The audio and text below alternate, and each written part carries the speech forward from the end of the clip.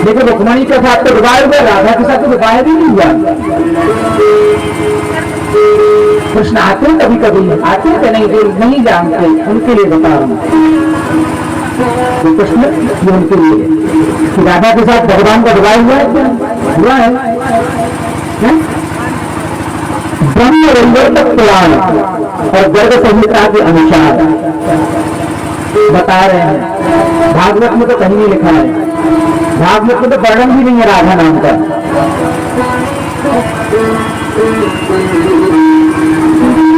कहते हैं गर्ग संहिता के अनुसार, सुनिए ना, बड़ी प्यारी बात है कि एक बार ठाकुर जी के लिए विवाह का प्रस्ताव आया वर्षा में से, वृषभानुकी लघु का। हाँ, संहिता में कथा है, भागवत में नहीं। तो जब प्रस्ताव आया तो भेंट के तौर पर जो है वृषभानु महाराज ने हजारों लाखों मोतियों की मालाएं भेजी। कहाँ? नंद बाबा के यहाँ, नंद बाबा जी के यहाँ पर मणियों को भेजा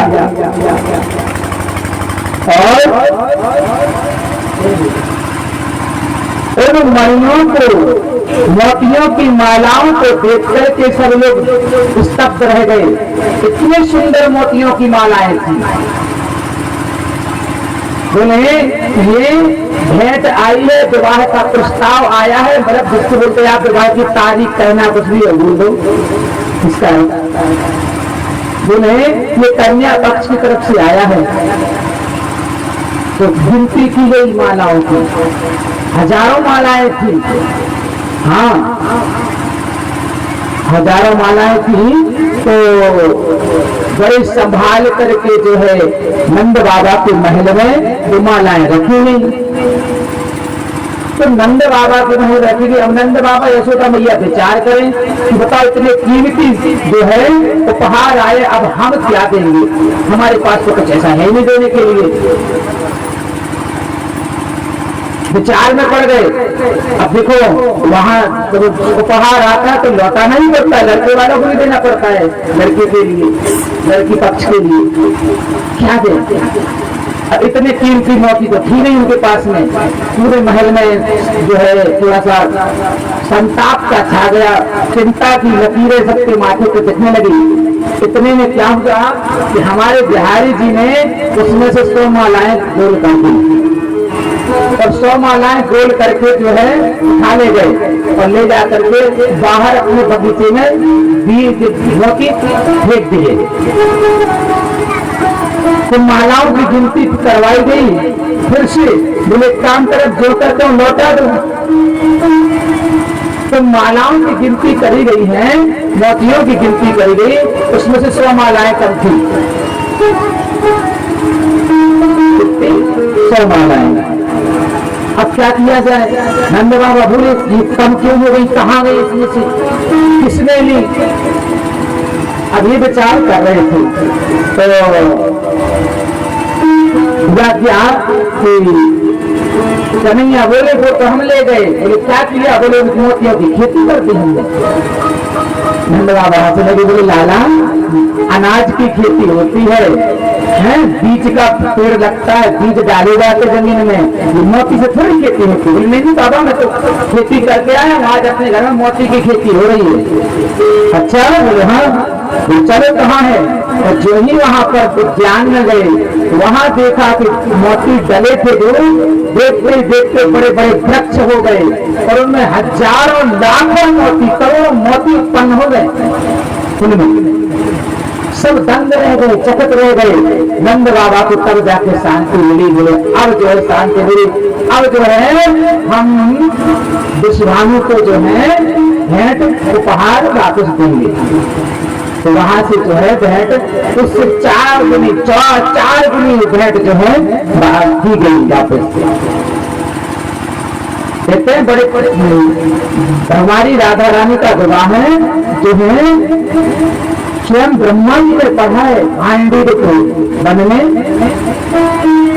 भांडुर वन में राधा कृष्ण का मिलन हुआ, वहीं पर उनका विवाह हुआ है। हाँ, और ब्रह्मा जी ने स्वयं विवाह करा, कन्यादान लिया। ब्रह्मा जी को श्राप था, श्राप कैसे बोलता, बोले राधा रानी जी को स्वयं कन्यादान लिया। तब ये ब्रह्मा जी को था।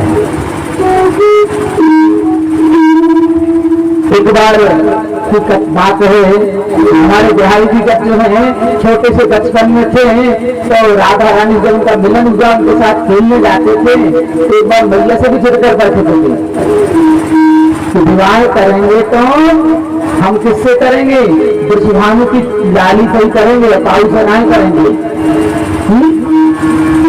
एक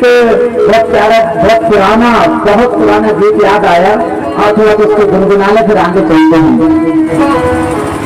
मैया यशोदा बैठी है नंद भवन में, और हमारे लाला बैठे हैं, और मैया जो है बोल रहे मैया मेरे ब्याह करा दे। मैया यशोदा बोली लाला तू कालो कलू तो है, कौन अपनी ललित को दूरा है, सांवलो है मेरे लाला, तो ब्याह में तो होने ना है, हम तो लाल भैया को ब्याह कराएंगे ना, भैया मोरो ब्याह कराए, कौन से करा राधिका गोरी से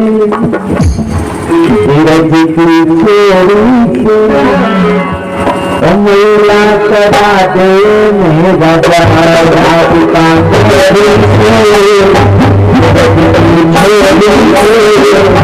मेला करा दे ये बंधन है प्यार का, ये बंधन है प्यार का, राधिका गोरी मेला करा दे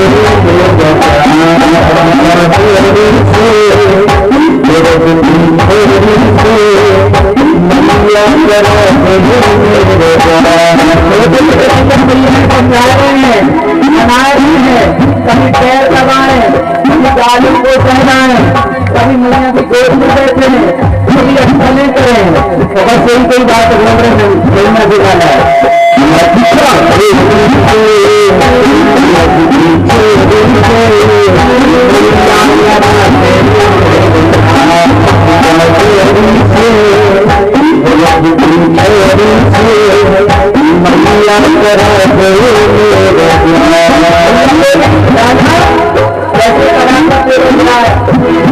लाला है तो को नाय बन रहा हूँ मैं अपने हाथ से तैयार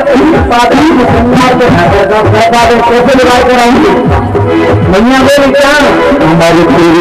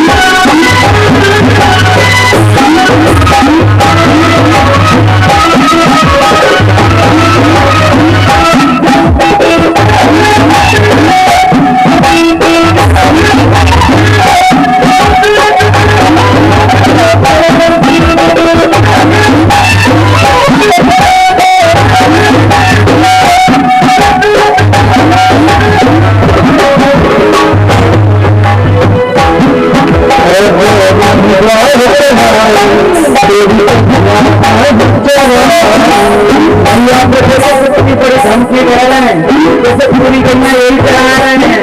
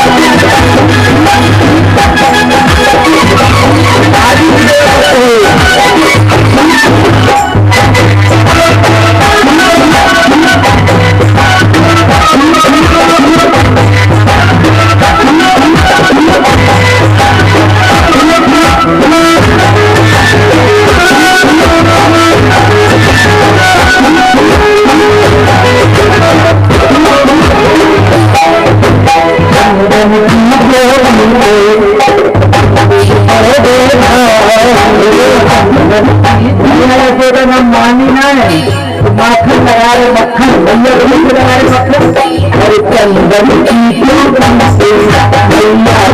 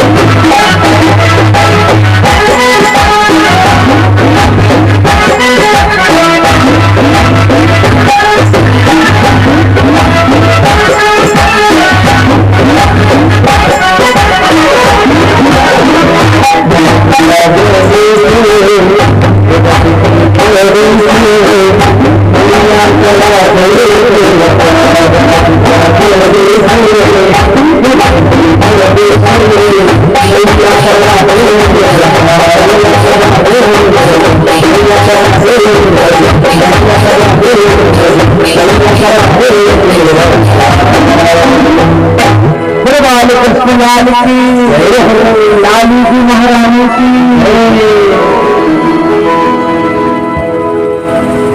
दादा ऐसे दिक्कत ही बचपन जैसे आजकल के छोटे छोटे बच्चे भी करते हैं ना, आजकल के मोबाइल के लिए जिद करते हैं। आजकल के बच्चे मोबाइल को जिद करेंगे, पॉपकॉर्न को करेंगे, कुरकुरे चिप्स के लिए करेंगे। हमारे कन्हैया ब्याह के लिए जिद कर रहे हैं, ब्याह करेंगे। हाँ, ऐसी ठाकुर जी की परम मंगल में लीला है। तो शंका का समाधान राधा रानी के साथ ठाकुर जी का विवाह हुआ। और राधा रानी जो है कोई स्त्री नहीं है, तो भगवान की आराधना शक्ति है। यहाँ जब रुक्मिणी ने भगवान को कैसे प्रेम किया था, कैसे माना था, श्री सुखदेव जी बता रहे हैं।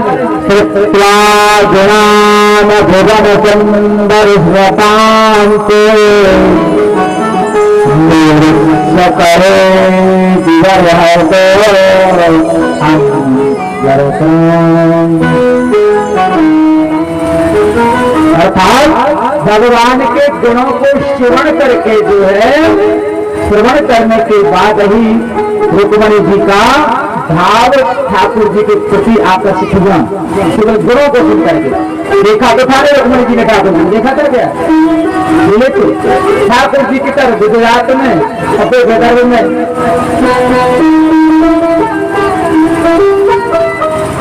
लेकिन जब प्रशंसा जब किसी की सुननी जाती है, जो अच्छा व्यक्ति होता है उसकी प्रशंसा अच्छे लोगों को अच्छी लगती है।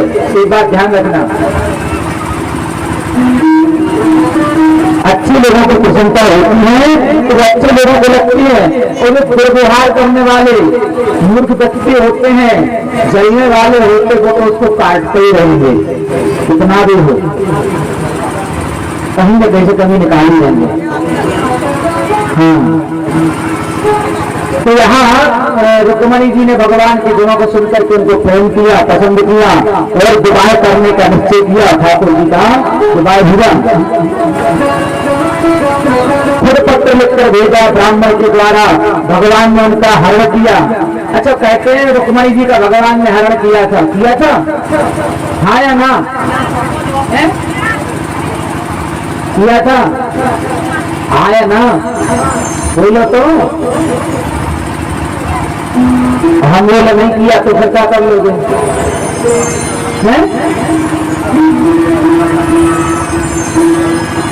नहीं।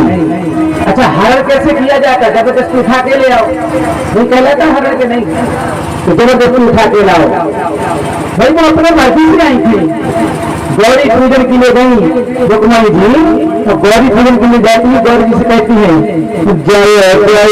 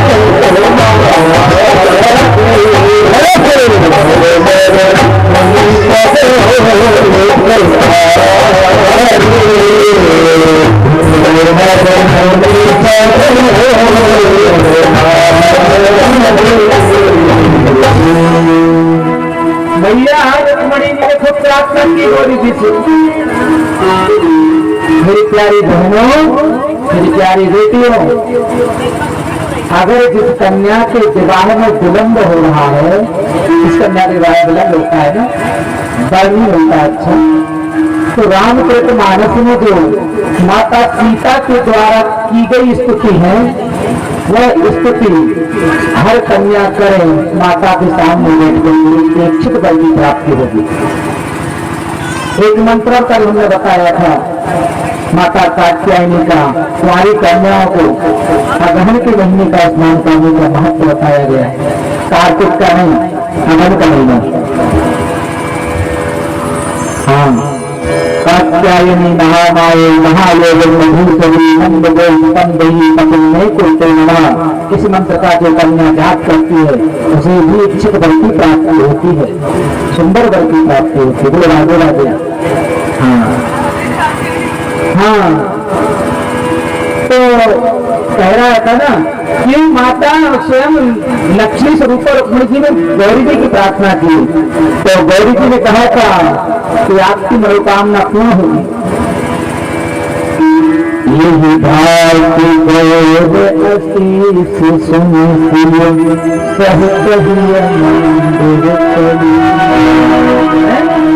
ये सुनकर के हाथ होकर के मंदिर चली। जान गौर अनुकूल यही हर्ष न जाए कहे, मंगल मंगल मूल बाम अंग फड़कने लगे। माता रुक्मिणी के बाम अंग फड़कने लगे थे, तो रुक्मिणी जी ने पता चल गया था कि जो ठाकुर जी आए तो उपवन में खड़े थे रथ पर, बड़ी भारी सेना थी उनके साथ में। हाँ, बड़ी भारी सेना, बड़े बड़े लोग था। जब चल रहे थे रुक्मिणी जी ने ठाकुर जी को देखा, ठाकुर जी ने रुक्मिणी जी को देखा, तो ठाकुर जी का स्वरूप को देखकर वहां के सिपाही सैनिक, वहां की नारियां कहती हैं, वाह कितने सुंदर चरण हैं, के चरणों में जूतियां कितनी प्यारी लग रही हैं। किसी ने कहा तुझे जूतियां अच्छी लग रही हैं, अरे हमें तो इन सरकार के पांव की पायलें अच्छी लग रही हैं, पैजनी अच्छी लग रही हैं। एक बोला तो मैं पैजनियां अच्छी लग रही हैं, हमें उनकी पीली धोती बड़ी सुंदर लग रही है। एक बोला इनकी हमें करधनी अच्छी लग रही है। तो एक सखी बोली तुम्हें करधनी अच्छी लग रही, हमें तो इनकी कटी कमर ही अच्छी लग रही है। स्त्रियों की भी कमर नहीं है जैसी इनकी कमर है, पतली कमर, लचकदार। एक बोली हमें तो इनके गले में कौस्तुभ नहीं अच्छी लग रही है।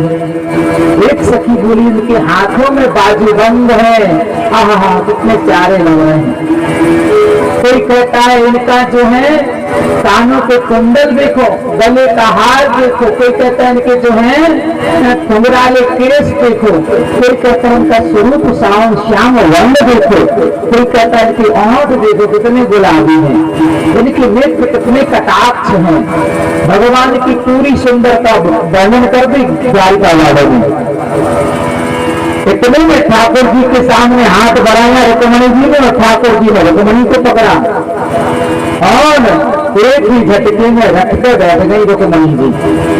रथ पर बैठ गई और ठाकुर जी ने एक बार थोड़ा मन से इशारा किया अपने घोड़ों को, जो मन की गति से दौड़ते थे, और घोड़े सर पर दे गए। विदर्भ से सीधे द्वारका के लिए प्रवेश कर जाते हैं। वृंदावन बिहारी लाल की जय हो। और यहाँ पर जब रुक्मी को पता चला ये हमारी बहन को लेकर गया, तो रुक्मी जो है अपनी बहन को ले जाने वाले के लिए मारने के लिए अस्त्र शस्त्रों से गठित होकर के भागा।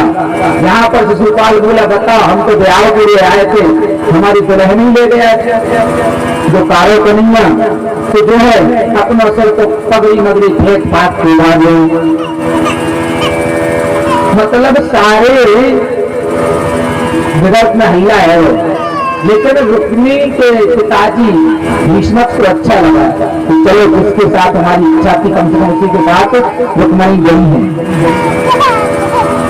बीच रास्ते में रोक करके रुक्मिणी ने भगवान के सामने किया, तो भगवान इसको मारने लगते तो रुक्मिणी जी ने हाथ जोड़े, हाथ जोड़कर मनाया, तब जाके भगवान ने रुक्मिणी को छोड़ा और अपने रथ में बांध लिया। अपने रथ में पीछे रिक्शे में बांधकर डाल दिया तो जाने लगते हैं।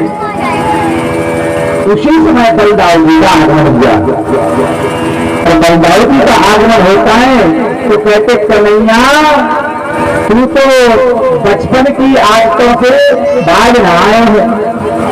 पहले तो तू चोरी करता है और फिर सीना जोड़ी, उसी की बहन को जो है पकड़ के लाया, उसी की बहन को तू जो है लेकर जा रहा है, उसी के भाई को तुमने बांध लिया। चलो छोड़ो उसको। रुक्मिणी को छोड़ा, क्षमा याचना मांगी बलदाऊ जी ने, बोले हमारा रिश्तेदार बन गया है। रुक्मिणी ने संकल्प किया था कि हमारी अगर बहन को लौटा के नहीं ला पाया तो मैं जो है नगर वापस नहीं जाऊंगा, और वहीं पर उसने कुंडलपुर नामक नगर बसाया है। इसके बाद ठाकुर जी बलदाऊ जी को लेकर द्वारका गए हैं, तब जाके उनका ब्राह्मण विधि के द्वारा विवाह हुआ। जो विवाह हमने देखा, विवाह के प्रकार कितने हैं? बोले विवाह कितने प्रकार का होता है? सबसे पहले होता है ब्राह्मण विवाह, फिर होता है कौन सा? गंधर्व विवाह, फिर होता है राक्षस विधि, फिर होता है प्रेत विधि। विवाह के नियम बताए गए हैं। ब्राह्मण विधि कैसी होती है? बोले हैं ब्राह्मणों द्वारा मंत्रों द्वारा अग्नि के 7 फेरे, अग्नि को जो है साक्षी मान करके और फेरे लिए जाके कन्यादान किया जाता है, उसे ब्राह्मण विवाह कहते हैं। और गंधर्व विवाह, तो गंधर्व विवाह होता है कौन सा? बोले जो एक दूसरे को पसंद करने वाले एक दूसरे के गले में बरमाला डाल दें, बरमाला डाल दें हो गया कौन सा? गंधर्व विवाह। डलती बरमाला कहीं डलती? ये डलती तो नहीं, कल डली की बरमाला। हाँ, एक होता है स्वयंवर विवाह, स्वयंवर तो रचाया जाता है राक्षस विधि द्वारा। राक्षस विधि द्वारा कि कन्या का हरण करके लाना और उसके साथ विवाह करना, ये राक्षस विधि है। और प्रेत विधि, प्रेत विधि होती है ऐसी कि जबरदस्ती उठा के लाओ विवाह करो, ये प्रेत विधि होती है। विवाह को बानी बताए गए कहीं जो है रुक्मिणी के घर से कामस्ते वासुदेवांश बजना प्रायारुद्रमन्युना देहो पत्ते भूयस्तमेवा प्रत्यपत्यता। उन्हीं रुक्मिणी जी के गर्भ से जो कामदेव प्रद्युम्न बनकर प्रकट हुए, और वही प्रद्युम्न जो है आगे चल करके शंभरासुर नामक व्यक्ति का वध किए हैं। प्रद्युम्न को सूचिका ग्रह से उठा करके लाए थे कौन? शंभरासुर नामक व्यक्ति, और नारद जी के कहने पर उनको समुद्र में फेंक दिया गया था। अब समुद्र में फेंक दिया गया तो उनको एक मछली ने निगल लिया, मछली के पेट में चले गए वो। वही मछली जो है शंभरासुर के घर में आई और उस मछली को चीरा गया। उस मछली में से एक बालक निकला जो मायावती नामक एक काम करने वाली, रसोई बनाने वाली स्त्री थी, उसको दिया गया वह बालक। उस बालक को पाकर मायावती प्रसन्न हुई। तब नारद जी ने आकर कहा, हे देवी मायावती, ये बालक साधारण नहीं है, आपका पति है। मतलब अपने पति को अपनी गोद में लिए है मायावती। बोले तुम्हारे पूर्व जन्म के कामदेव हैं, कामदेव का पता है सबको, तो जलकर भस्म हो गए थे। कैसे हो गए थे? बोले भगवान शंकर जी के क्रोध के द्वारा। तो भगवान शंकर जी के ऊपर कामदेव ने बाण चलाया था ना, तो भगवान शिव जी के प्रकोप के द्वारा भस्म हो गए थे, तब भगवान शंकर जी ने वरदान दिया कि द्वापर में ही कामदेव रति को मिलेंगे। वह कामदेव की पत्नी रति है मायावती, जिन्होंने उनको दहा किया। एक दिन क्या होता है, जब कामदेव बड़े हो गए तो मायावती उनको कैसे देख रही है, जैसे प्रेमी को प्रेमिका देखती है, ऐसे वो देख रही है। देखने की भी भाई नजरें होती है कि नहीं होती है? किसको किस नजर से देखे? नजरों का कमाल है, दृष्टि का कमाल है। हाँ, दृष्टि का कमाल कैसे है? बोले हमें अपने दृष्टि में सुधार करना चाहिए, क्योंकि दृष्टि में सुधार होगा तो हम में सुधार होगा, और दृष्टि खराब रही तो फिर गड़बड़ हो जाएगी। सब देखने फर्क रहता है। हाँ, जैसे कोई कन्या हो, स्त्री हो, अगर उस स्त्री को माता के स्वरूप में देखोगे तो वो आपका सम्मान करेगी, पुत्री के स्वरूप में देखोगे तो आपका आदर करेगी, बहन के स्वरूप में देखोगे तो आपको प्रेम करेगी, और अगर तुमने कुदृष्टि से उसकी तरफ देखा तो वही कन्या आपको गाली देगी।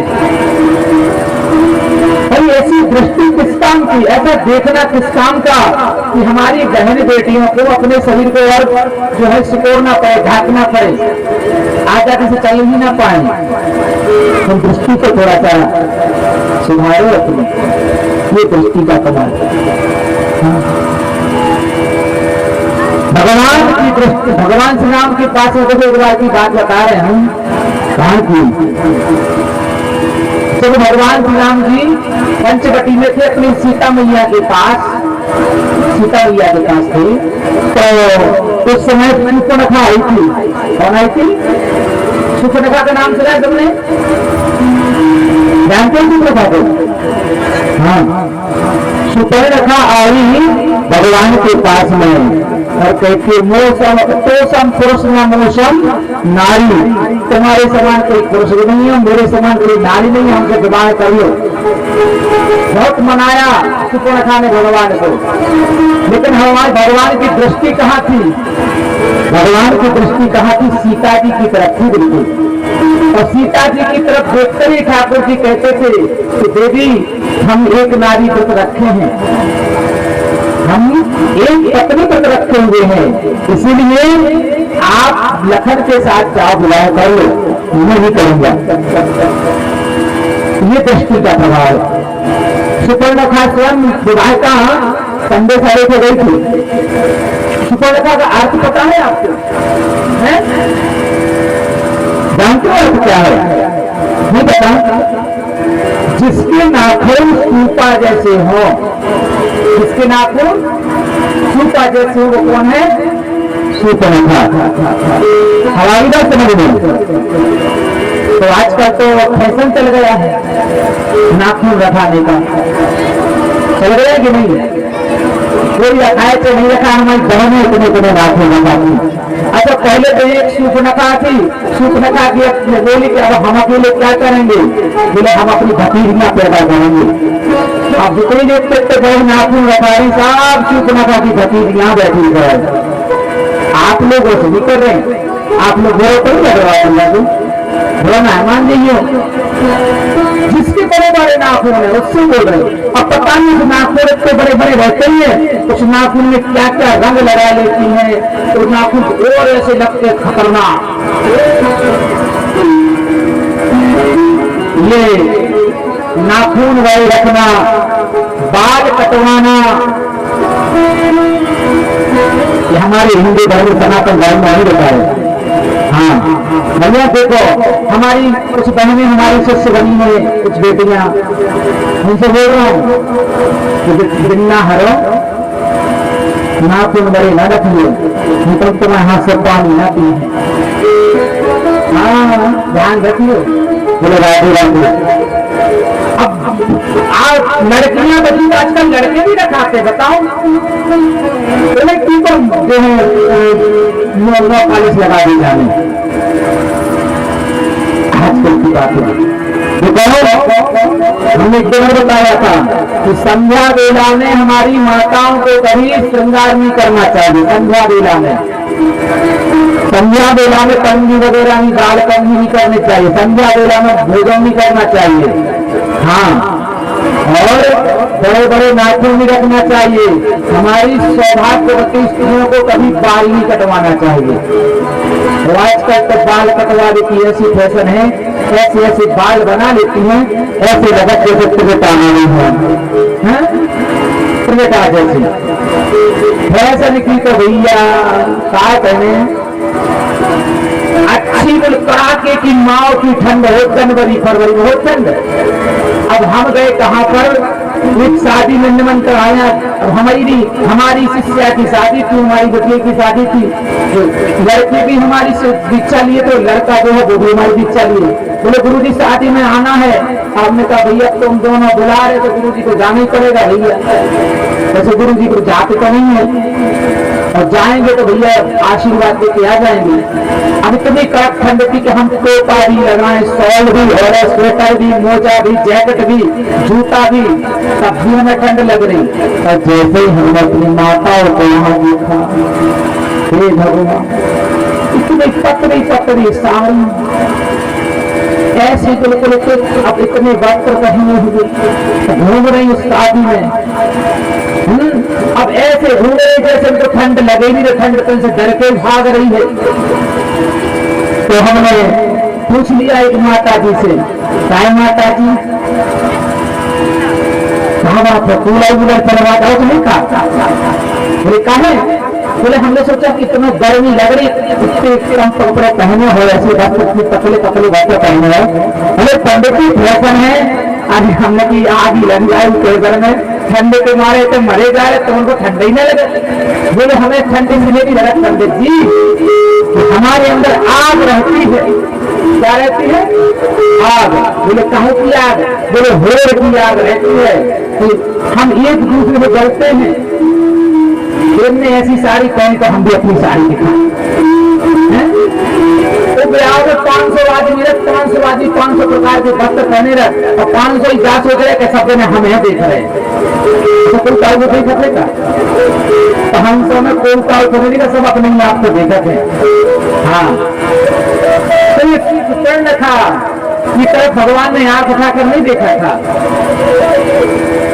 नहीं देखा। बोले हम एक पत्नी बनते हुए कोई दृष्टि है। तो कामदेव की पत्नी ने देखा तो कामदेव बोले, मतलब प्रद्युम्न बोले माता आप तो मेरी माता हो, और आप मुझे प्रेम भरी नजरों से क्यों देख रही हो?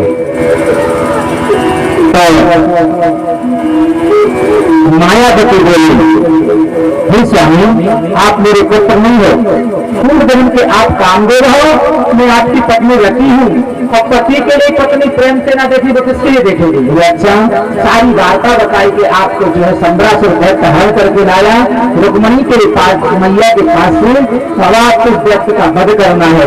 तो ठाकुर जी ने, भगवान बिहारी जी ने स्वयं अपने पुत्र के लिए शक्ति प्रदान की, मायावती ने मायाएं सिखाई, तब जाके संवासुर नामक पता दिया। और कामदेव को लेकर के, प्रद्युम्न को लेकर के रति द्वारका में प्रवेश कर जाती है। कृष्ण कई समान लगते थे, प्रद्युम्न ही। अच्छा, ये तो बात हो गई। अब यहाँ पर पारिस्थित जी कहते कि गुरुदेव आप तो कह रहे थे कि भगवान की 16,108 विवाह हुए, और आप तो जो है एक विवाह के बाद उनके पुत्र की कथी सुनाने लगे, और विवाह हुए कैसे, तो ये तो बताओ। तो सुखदेव जी कहते राजन, आइए हम उसमें प्रकाश डालते हैं कैसे विवाह हुए। एक बार जो है भगवान अपनी सुधर्मा समाय बैठकर चौपर पर गए थे, उसी समय एक सप्ताजित नामक यादव हैं, वो आए हैं गले में सियंतक नामक मणि धारण करके। तो सबने सोचा कि सूर्य भगवान आ गए, सबने यही सोचा कि भगवान सूर्यदेव आ गए हैं। तो बोले प्रभु आपके मन में सूर्य आए हैं। भगवान हंसने लगे, बोले सूर्य नहीं, बोले क्या है?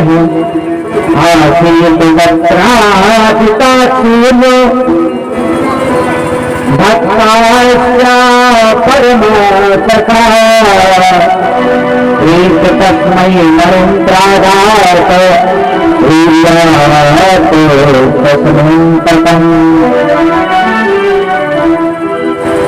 ये सत्राजित नामक जो यादव हैं, उन्होंने भगवान सूर्य की तपस्या करने के बाद स्यंतक नामक मणि को प्राप्त किया है, वही पहन के आए हैं, उसी के कारण प्रकाश फैल रहा है। महाराज कृष्ण ने कहा ये मणि कुछ दिन के लिए हमें मिल जाए। बोले तब क्या है इस मणि का स्वभाव? भगवान कहते ये मणि एक दिन में 8 भार सोना देती है। कितना? 8 भार। अब एक भार कितने का होता होगा ये मुझे भी पता नहीं है। हम तो यही सोच रहे कि 8 किलो सोना देती है एक दिन में है? तो बहुत हो जाता है, बहुत हो जाता है ना 8 किलो सोना। कहने का तात्पर्य भार की संख्या पता नहीं है। पूछे कम से कम बुरे आदमी से पूछे। 40 मन का एक भार होता है। कितने मन का कहते हैं कोई? तो 40 मन का एक भार होता है, 40 किलो का एक मन होता है। अब कितना सोना होगा इतने नहीं। तो कृष्ण बाबा को बोले कि नाना जी भगवान के कन्हैया कुछ दिन कोई मणि हमें मिल जाए तो हमारा भी रात के भंडार भर जाएंगे। भगवान ने 27 से मांगा कि ना तो 27 ने हाँ किया ना ना किया, तो क्या बोले चले आए वहां से। अब समय की बात तो एक दिन है क्या होता है, 17 जित भाई प्रसन्न जित जो स्वयं उस मणि को पहन करके जंगल में गया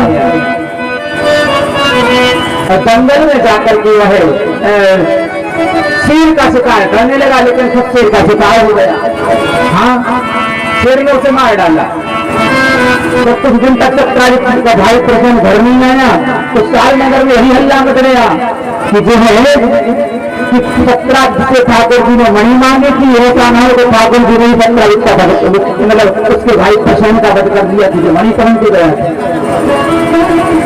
तो भगवान को पता लगा इस बात का, तो भगवान स्वयं अपने रथ पर बैठ करके प्रसन्न को ढूंढने के लिए जंगल में गए। कुछ यादवों को, कुछ सैनिकों को साथ लेकर वहां पर शेर के कंधे के निशान दिखाई दिए और प्रसन्न की हड्डियां दिखाई दी थी। उसके वस्त्रों से पहचाने गए प्रसन्न है, लेकिन मणि न मिली। और शेर के पंजों को देखते देखते देखते सभी द्वारकावासी पहुंच गए गुफा के पास में। हाँ, अब गुफा के पास में पहुंचे तो हुआ क्या है कि वहां पर क्या था, वहां पर तो शेर भी मारा पड़ा था। अब क्या किया जाए? तो भगवान बोले आप हम इस गुफा में जाएंगे, अगर हम 7 दिन तक इंतजार करना, 7 दिन तक नहीं आए तुम द्वारका तक चले जाना। ठीक है। और भगवान उस गुफा में प्रवेश कर गए और जैसे गुफा में भगवान ने प्रवेश किया वहां पर वृक्षराज के बच्चे जो है डर जाते हैं उनसे। वहां पर वृक्षराज के साथ भगवान का युद्ध हो रहा है। और देखा ना था वृक्षराज भगवान से लड़ने लगे। अब भगवान जब लड़ने लगे तो फिर युद्ध हुआ, मान लो द्वंद्व युद्ध हुआ। अब भगवान ये युद्ध 1 दिन नहीं चला, 2 दिन नहीं चला, 3 दिन नहीं चला। कितने दिन चला पता है? तो ये युद्ध चला पूरे 27 दिन। दोनों के बीच 27 दिन युद्ध चला। 27वें दिन भगवान ने ये भूसा दे करके जो छाती पे मारा वृक्षराज जामवंत की, तो जामवंत की मसमस ढीली हो गई। फिर पड़े, पूछा तुम कौन हो, कहां से आए हो, और जो है मेरी नसबस ढीले करने वाला, तो मुझे परास्त करने वाला अभी तक इस पृथ्वी को कोई पैदा नहीं हुआ है, और केवल मुझे परास्त कर सकते हैं तो केवल हमारे ठाकुर जी, हमारे भगवान श्री राम कर सकते हैं, और कोई नहीं कर सकता है। आप सच बताओ कौन हो? भगवान ने कहा द्वारकाधीश श्री कृष्ण है, द्वारका नरेश है, वासुदेव नंदन है, हम देवकी नंदन है। अच्छा, आपके हाथ में कैसे परास्त हो गया? ठाकुर जी कहते जामवंत जी याद करो तुमने हमसे राम अवतार में क्या वरदान मांगा था। जामवंत जी ने भगवान से वरदान मांगा था कि हे ठाकुर जी, आपने जब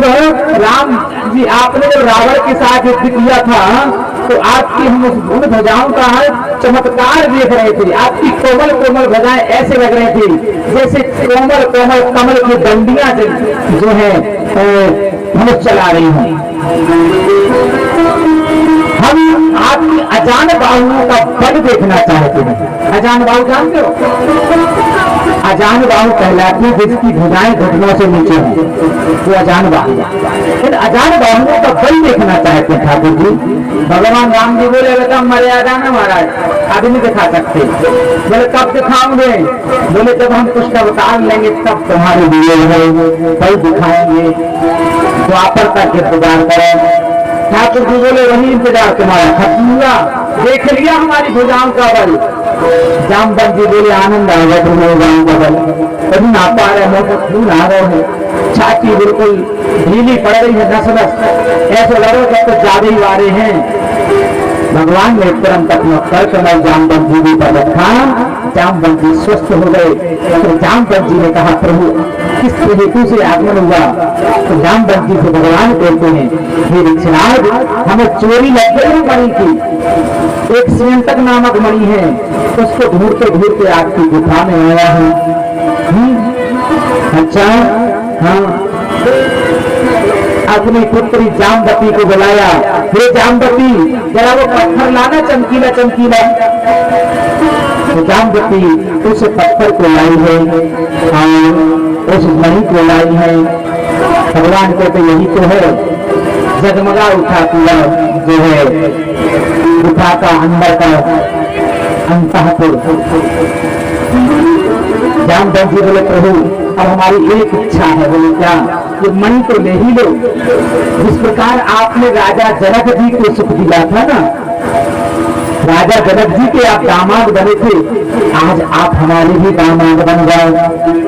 हमारी कन्या के साथ अपना विवाह कर लो, विवाह कर लो उसके साथ। ठाकुर जी बोले हाँ द्वारका जाकर अवश्य करेंगे। जामवंत जी बोले प्रभु एक मनोकामना और है कि आप वही रूप दिखाइए। कौन सा? क्रीट कुंडल वाला, मोर मुकुट वाला नहीं, जो आपके हाथों में धनुष विद्यमान हो। हाथ जो है राम स्वरूप में दर्शन दीजिएगा। जामवंत जी ने कहा इस प्रकार को भगवान को और हमारे ठाकुर जी जामवंत जी के सामने जो है बंसी एक तरफ, बंसी नहीं मोर मुकुट एक तरफ रखा, प्रभंग ललिता एक तरफ रखी और शांत स्वरूप जो है हाथ में धनुष लेकर के, कंधे पर तरकस लेकर के और वरद हस्त लेकर के राम लला स्वरूप प्रकट हो जाते हैं। प्रगाढ़ सरकार पर जामवंत जी कहते हैं सजा दो घर को दिल से मसाल मेरे प्रभु राम आए। सब लोग बड़े भाव से कौन राम जी को बुलाना चाहता है? हमारे पास बुलाइएगा। अरे सजा दो घर को दिल से मसाल, सजा दो घर को दिल से मसाल मेरे प्रभु राम आते हैं।